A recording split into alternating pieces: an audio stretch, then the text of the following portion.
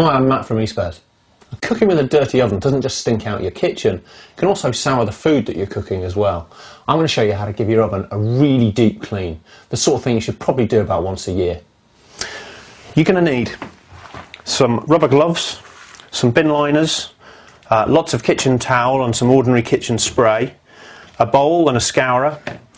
You might well need a hob scraper and a screwdriver, and then a choice of oven cleaners.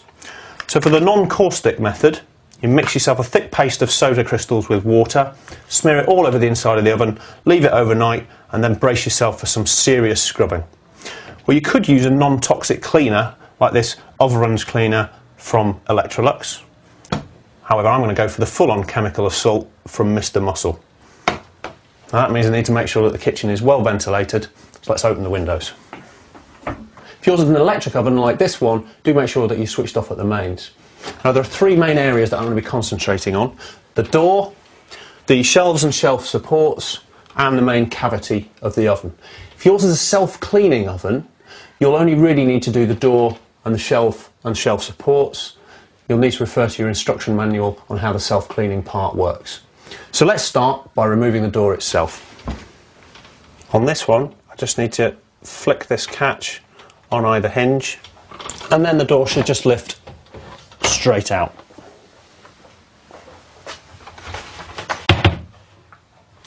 So now just remove the shelves and the shelf supports. So I'm going to put the shelves and shelf supports in a bin liner, and then take my oven spray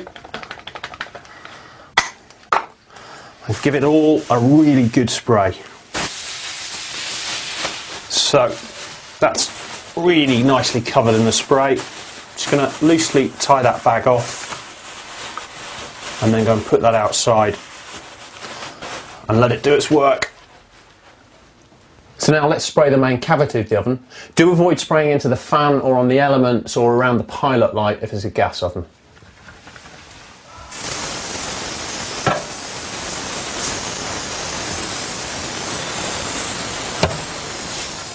So whilst the oven cleaner is getting to work, let's get started on the door. Oven doors can be made up to 4 pieces of glass thick, like this one, and as well as all the gunge and grime you can see on the inner glass here, the grease can accumulate between the layers of glass, so we're going to take it apart completely so we can give it a really good clean. This one just has a couple of screws, one on either side. Now on this door, the hinges just slide out of the bottom there. But all oven doors are a little bit different in how they're put together, but it's not too difficult to work out how to do that. And then on this one I can just slide these end pieces off and then separate out the pieces of glass. So once you've separated out the parts of your door, just give it a good spray with an ordinary kitchen spray and then get in there and give it a good clean.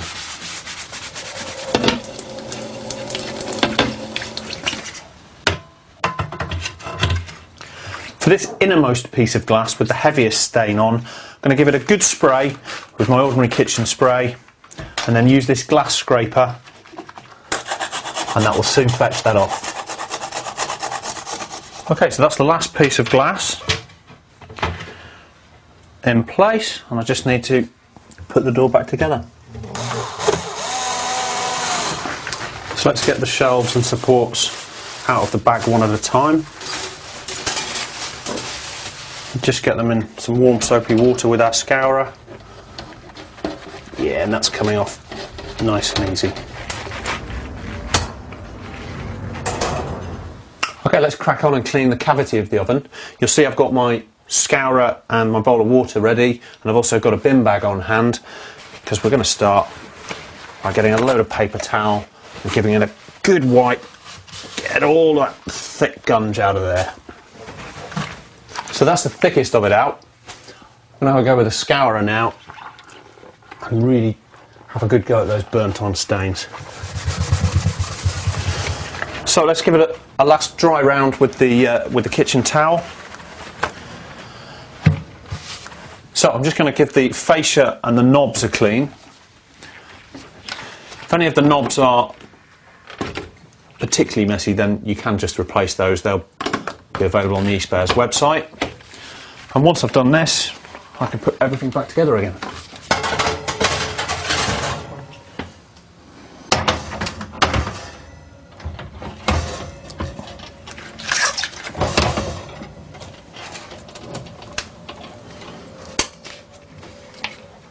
There we go, that's one very clean oven.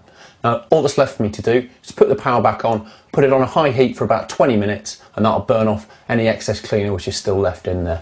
Now a little tip for you, why not get yourself an inexpensive extendable oven tray, put some tin foil along it, and that'll catch most of the food that drops down there and make cleaning easier next time. That, along with spare parts and accessories for all makes and model of oven, are available on the eSpares website. Thanks for watching.